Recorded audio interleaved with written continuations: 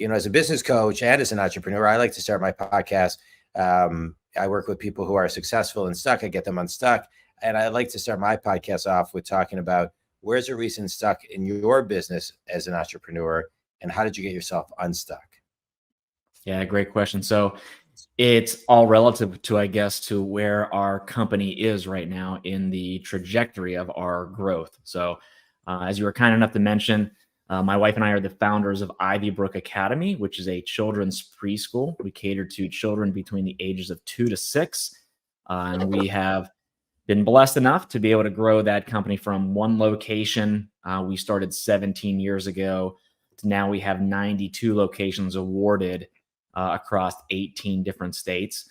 How we have done that is via the method of franchising. So we are something called a franchisor.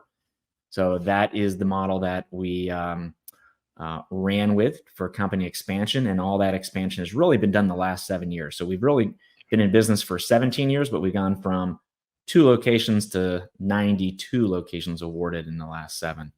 The stuck part changes at every time. So initially the stuck part is, how do I get out of my own metro city of Charlotte, North Carolina? That was the first stuck. The second is, then we grew in the Carolinas, because we very much consider ourselves one big state down here. And how do you get out of the Carolinas? And then, where we're at, and we can unpack, how did I get unstuck with each of those?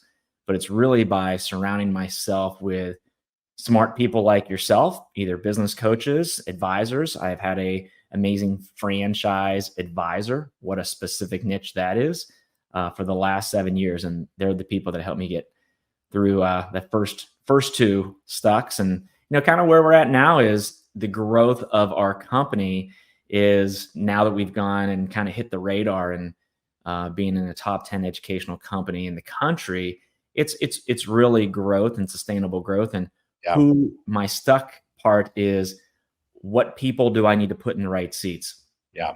I don't have a CMO, I don't have a CFO, I wear very many hats. And how do I get myself out of my own way to make sure my company keeps continuing growing and breathing? One of the things that's becoming increasingly popular, when you say you don't have a CMO, is the fractional CMO, the fractional ...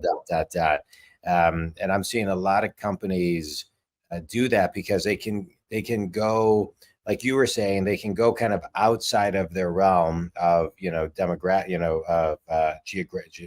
they can go beyond the geography that they're in, and they can get a CMO, throughout the country, or sometimes even the world. That's a fractional piece.